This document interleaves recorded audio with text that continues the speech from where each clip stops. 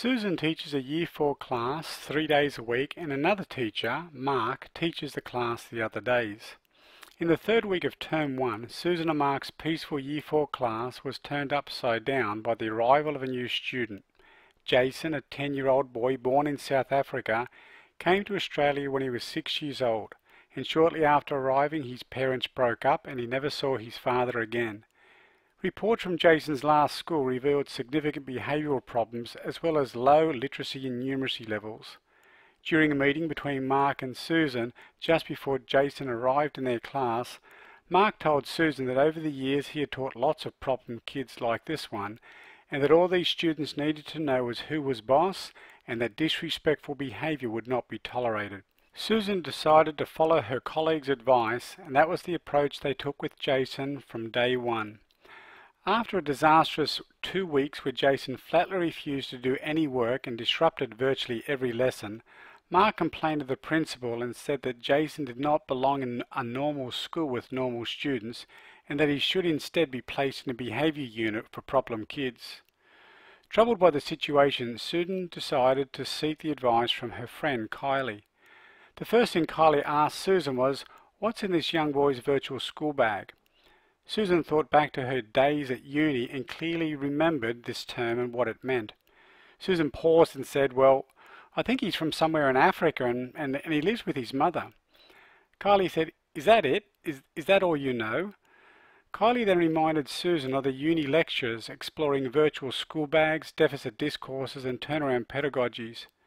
Susan said, "Well, when I first started at this school after uni, Mark and the other teachers told me that those things were ridiculous ideas dreamed up by academics who had never been in a real classroom, so I just followed their lead." Kylie said, "I don't care what the other teachers say to you at your school. I've been using these strategies and they help me better understand my students, inform my pedagogy and help with lesson planning. Also, in my experience, terms like at-risk students are all too often simply deficit discourses repackaged. Instead of teachers or schools considering the possibility that it's their curriculum or pedagogy that's the problem, it's much easier for those in power to allocate blame to the student or their families for any apparent learning problems or behaviours." Kylie said, "Turnaround pedagogies help me to see all my students as children with potential, and when they struggle it's often because I have failed to learn enough about them to help unlock their potential." Susan was inspired. When the students entered the classroom Monday morning, on the whiteboard was a picture of a bag with words and pictures inside it. Susan began to explain to the student that the pictures and the words represented things that she liked and disliked, things that she did with her family on weekends, things about her Jewish heritage, and hobbies she did outside school. Susan then said to the students, "This is my virtual school bag. Even though you can't see it, I carry it everywhere I go, and it affects everything that I do, even as your teacher." She then gave each student a piece of A3 paper with a large bag printed on it and asked them to draw pictures or write words inside the bag about things that were important to them. After 30 minutes, all of the students had finished their work and she asked if anyone would like to share. To her amazement, everyone, even Jason's hand shot up. From the information Susan gained about Jason, she was able to modify some of her lessons to include stories about South Africa, including pictures of their animals and information about their customs. During discussion, she would ask Jason for input, saying to the class that on this topic Jason and his mother were her teachers. Susan began to see a complete change in Jason's attitude in class, but sadly the opposite was happening with Mark.